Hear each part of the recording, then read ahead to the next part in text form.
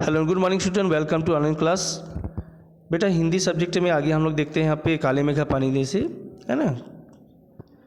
कल की जो चैप्टर जैसे यहाँ पे इंद्रसेना और मेढक मंडली के द्वारा जो है वहाँ पर या उस पर पानी डालने की जो कथा, जो अंधविश्वास जो रहे, उसके आगे यहाँ पे दिया गया है कि मैं असल में था। ठीक है, तो देखिए मैं असल में था तो इन्हीं मेढक मंडली वालों की उम्र का। तो यहाँ पे लेखक जो अपनी बीती बता रहे हैं कि मैं उस समय जो था वो मेढक मंडली के जो बच्चे जो थे उनकी उम्र का था, पर कुछ तो बचपन के आर्य सामाजिक संस्कार थे और एक कुमार सुधार सभा कायम हुई थी, उसका उपमंत्री बना दिया गया था। सो समाज सुधार का जोश कुछ ज़्यादा ही था। अंधविश्वासों के खिलाफ तो तर्कस में तीर रखकर घूमता रहता था, मगर मुश्किल यह थी कि मुझे अपने बचपन में जिससे सबसे ज़्यादा प्यार मिला हुई थी जीजी, यूँ मेरे रिश्ते में कोई नहीं थी। उम्र में मेरी माँ से भी बड़ी थी, पर अपने लड़के बहू सबको छोड़कर उनके प्राण मुझी में बसे हुए थे।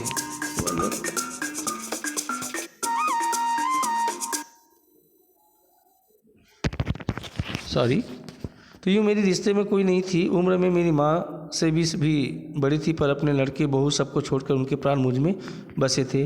और वे थी उन तमाम रीति रिवाजों, तीज त्योहारों, पूजा अनुष्ठानों की खान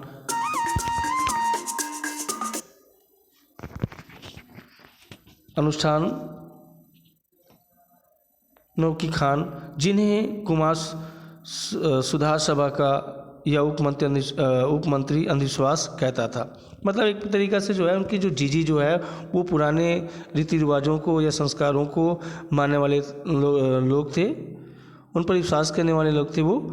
तो इन सारी बातों से जो है राइटर को या लेखक को जो है बिल्कुल एक तरीक़े से हिचकिचाहट होता था, फिर भी ना चाहकर भी जो है वो उन पुरानी सिद्धांतों को मानने में जो है एक तरीक़े से अपने मन में जो है बात रखने का प्रयास करता था कि ये सारी बातें जो है, ये सारी रीति रिवाज जो है, परंपरा जो है, वो सब दिखा हुआ है ऐसा करके, और उन्हें जड़ से उखाड़ फेंकना चाहता था। पर मुश्किल यह थी कि उनका कोई पूजा विधान, कोई त्यौहार अनुष्ठान मेरे बिना पूरा नहीं होता था। सो दिवाली है तो गोबर और कौड़ियों से गोवर्धन और सतिया बनाने में लगा हूँ। जन्माष्टमी है तो रोज़ 8 दिन की झांकी तक को सजाने और पंजीरी बांटने में लगा हूँ। हर छठ है तो छोटी रंगीन कुलियों में से भूजा भर रहा हूँ। किसी में भुना जर चना, किसी में भुनी मटर। कुलिया मतलब वो जो मिट्टी का आता है ना, जिसमें जो होता है हर षष्ठी के समय जो होते हैं वहाँ पे लगभग 7 या 9 प्रकार के जो अलग अलग अनाज, भूंजे हुए अनाज को भर के रखा जाता है, वही।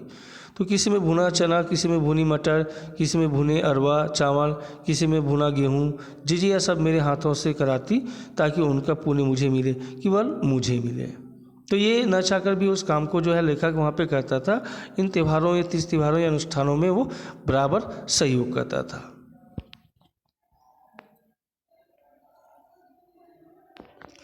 लेकिन इस बार मैंने साफ इनकार कर दिया, नहीं फेंकने हैं मुझे बाल्टी भर भर कर पानी इस गंदी मेढक मंडली पर। जब जीजी बाल्टी भर कर पानी ले गई तो उनके बूढ़े पांव डगमगा रहे थे, हाथ कांप रहे थे। तब भी मैं अलग मुंह फुलाए खड़ा रहा। शाम को उन्होंने लड्डू मट्ठी खाने को दिए तो मैं उन्हें हाथ से अलग खिसका दिया, मुँह फेर कर बैठ गया। मतलब अपनी आप बीती जो है 1 मिनट बेटा, सॉरी बेटा, है ना, कॉल आ गया था इस वजह से। तो देखिए आगे यहाँ पे हम लोग देखते हैं। तो इस प्रकार से वहाँ पर जो पुरानी संस्कृति है, पुरानी चलन जो है, रिवाज जो है, परंपरा जो है, इन परंपराओं को मानने से इनकार करता है और अपने मन में जो है वो न चाहकर जो है लास्ट में जो है उन बातों को जो है उन बातों से जो है जवाब दे देता है कि मैं ऐसा काम नहीं करूँगा। ठीक है, ऐसा काम नहीं करूँगा मतलब ये है बाल्टी भर भर कर पानी मैं उन गंदी बच्चों पर नहीं डालूँगा। और ऐसा करके वो एक कोने में खड़े हो गए। उधर उसकी जो जीजी जो थी वो बूढ़ी हो गई थी। सो उन्होंने अपने कांपते हुए डगमगाते पैरों से, हाथों से जो है बाल्टी भर के पानी जो है उन बच्चों पर डालते गए। तभी ये लड़का जो था, मतलब राइटर जो था, वो मुँह फुलाए खड़ा रहा। शाम को जब उनको खाने के लड्डू मट्ठी दिए तो उन्होंने हाथ से अलग उसको खिसका दिया, मुँह फेर कर बैठ गया। जीजी से बोला भी नहीं। पहले वे भी तमतमाई, लेकिन ज़्यादा देर तक उनसे गुस्सा नहीं रह गया। पास आकर मेरा सर अपनी गोद में लेकर बोली, देख भैया रूठ मत, मेरी बात सुन, यह सब अंधविश्वास नहीं है। मतलब बड़े चाव से जो है एक ममता भरी हाथों से सहलाते हुए राइटर को, मतलब लेखक को जो है वो समझाने लगे। हम इन्हें पानी नहीं देंगे तो इंद्र भगवान हमें पानी कैसे देंगे। ठीक है, तो यहाँ पर उसकी जो जीजी जो है वो लेखक को समझा रही है कि अगर हम इन बच्चों को पानी नहीं देंगे या परंपरा का या विधान का अनुष्ठान का कार्य पूर्ण नहीं करेंगे तो इंद्र भगवान हमें पानी कैसे देंगे। मैं कुछ नहीं बोला, फिर जीजी बोली, तो इसे पानी की बर्बादी समझता है, पर यह बर्बादी नहीं है, यह पानी का अर्घ्य चढ़ाते हैं। ठीक है, जो चीज़ मनुष्य पाना चाहता है उसे पहले देगा, नहीं तो पाएगा कैसे। कहने का मतलब यह है कोई चीज़ प्राप्त करने के लिए सबसे पहले हम उसको भगवान को पहले अर्पण करते हैं, उसके बाद वो चीज़ हमको प्राप्त होता है। तो यही बातें जो है उनकी जीजी जो है राइटर को अर्थात लेखक को समझा रही है। इसलिए ऋषि मुनियों ने दान को सबसे ऊंचा स्थान दिया।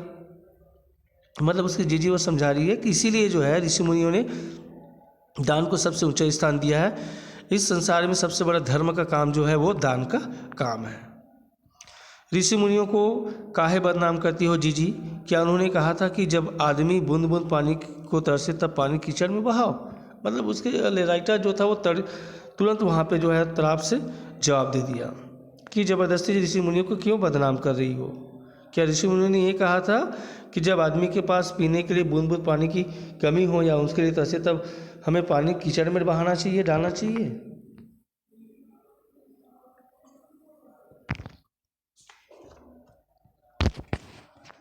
कुछ देर चुप रही जीजी, फिर मटरी मेरे मुंह में डालती हुई बोली, ठीक है, मटरी मतलब होता है गुड़ चने का जो बना हुआ है, देख बिना त्याग के दान नहीं होता।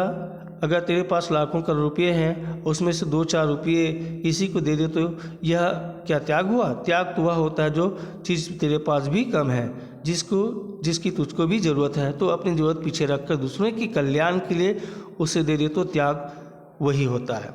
ठीक है, बात अच्छी तरीके से समझ लीजिए यहाँ पे कि वस्तुतः जो होता है त्याग क्या होता है। कई ऐसे लोग जो होते हैं अपने पास परिपूर्ण मात्रा में साधन होने पर उस साधन को जो होते हैं दूसरों को सहयोग के रूप में देते हैं और ये कहते हैं कि हमने त्याग किया। उनको वस्तुतः जो होता है त्याग नहीं कहा जाता। त्याग वो चीज़ होता है जो आपके पास भी कम है और सामने वाले के लिए अति आवश्यक है, तो आप अपनी आवश्यकताओं को सीमित करके जो है उन साधनों को, उन चीज़ों को जो है आप उनको सहयोग के लिए देते हैं, तो वो कहलाता है त्याग। तो यही सारी बात को जो है जीजी जो है वो राइटर को समझा रहे हैं कि जिसको तुझको भी ज़रूरत है तो अपनी ज़रूरत पीछे रख कर दूसरे के कल्याण के लिए उसे दे, यही त्याग है। दान तो वह होता है उसी का फल मिलता है, फल वल कुछ नहीं मिलता, सब ढकोसला है। तो राइटर ने कहा कि यह सब कुछ बातें हैं, यह कही गई बातें हैं, यह सब ढकोसला है। मैंने कहा तो, पर कहीं मेरे तर्कों का किला पस्त होने लगा था, मगर मैं भी जीत पर अड़ा था। राइटर जो है वो स्पष्ट कर रहे हैं कि मैं कहा तो, पर कहीं मेरे तर्कों का किला पस्त होने लगा। मतलब उनकी बातें जो थी या उनकी बातों की जो जड़ जो थी वो ढीला होने लगा, मतलब दम कम होने लगा, मगर मैं भी जीत पर अड़ा रहा। फिर जीजी बोली, देख तू अभी तो पढ़ लिख गया है, मैंने तो गांव के मदरसे का भी मुंह नहीं देखा, पर एक बात देखी कि अगर 30-40 मन गेहूं उगाना है तो किसान को 4-6 सेर अच्छा गेहूं अपने पास लेकर ज़मीन में क्यारियाँ बनाकर फेंक देना होता है, अर्थात बुआई कर देना होता है, उसे बुआई कहते हैं। यह जो सूखे हम अपने घर का पानी इन पर फेंकते हैं वह भी एक तरीक़े से बुआई है। यह पानी गली में बहाएंगे तो सारे शहर कस्बा गांव पर पानी वाले बादलों की फसल आ जाएगी। हम बीज बनाकर पानी देते हैं, फिर काले मेघा से पानी मांगते हैं। सब ऋषि मुनि कह गए हैं कि पहले खुद दो, तब देता तुम्हें चौगुना अठगुना करके लौटाएंगे। भैया यह तो हर आदमी का एक आचरण है जिससे सबका आचरण बनता है, यथा राजा तथा प्रजा।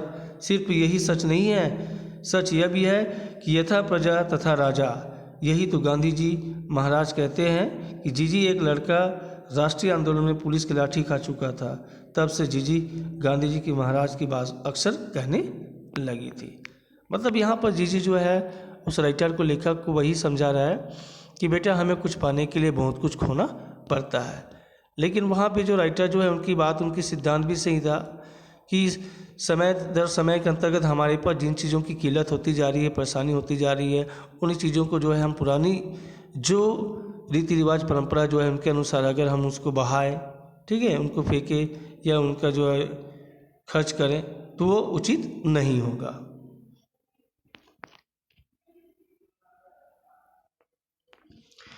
इन बातों को आज 50 से ज़्यादा बरस होने को आए, पर ज्यों की त्यों मन पर दर्ज है। कभी कभी कैसे कैसे संदर्भों में ये बातें मन को जो है कचोट जाती है। हम आज देश के लिए करते क्या हैं? मांगे हर क्षेत्र में बड़ी बड़ी है, पर त्याग का कहीं नामो निशान नहीं है। ठीक है, वस्तुतः जो है ये हम उपसंहार की बात कर रहे हैं। वस्तुतः इस पाठ का जो है सीख हमें जो मिल रही वो कि इन बातों को आज 50 से ज़्यादा वर्ष हो गया है, कई मतलब 50 से ज़्यादा वर्ष के पहले की ये सारी बातें हुई है, पर ज्यों की त्यों मन पर ये बातें जो है भरी की भरी है। कभी कभी कैसे कैसे संदर्भों में ये बात जो होते हैं सामने कचोटती रहती आ जाती है। हम आज देश के लिए क्या करते हैं? मांगे हर क्षेत्र में बड़ी बड़ी है, पर त्याग का कहीं नामो निशान नहीं है। अपना स्वार्थ आज एकमात्र लक्ष्य रह गया है। हम चटखारे लेकर इसके या उसके भ्रष्टाचार की बातें करते हैं, पर क्या कभी हमने जांचा है कि अपने स्तर पर, अपने दायरे में हम सभी भ्रष्टाचार के अंग तो नहीं बन गए हैं? काले मेघा दल के उमड़ते हैं, पानी झमाझम बरसता है, पर गगरी फूटी की फूटी रह जाती है और बैल प्यासे की प्यासे रह जाते हैं। अर्थात कहने का मतलब ये है कि मूसलाधार बारिश से और झमाझम बारिश होने पर भी जो है वह बारिश से पर्याप्त पानी उनको प्राप्त नहीं हो पाते। यही है गगरी फूटी बैल प्यासा। आखिर कब बदलेगी यह स्थिति? ओके, तो ये रहा बेटा आपका काले मेघा पानीदी की जो कहानी सार। अच्छा, एक चीज़ और आपको मैं सॉरी बोलूँगा यहाँ पे कि मोबाइल में क्या है 2-3 बार जो कॉलिंग आने की वजह से थोड़ा डिस्टर्ब पड़ रहा है, सॉरी, है ना। Okay, that's all, good day.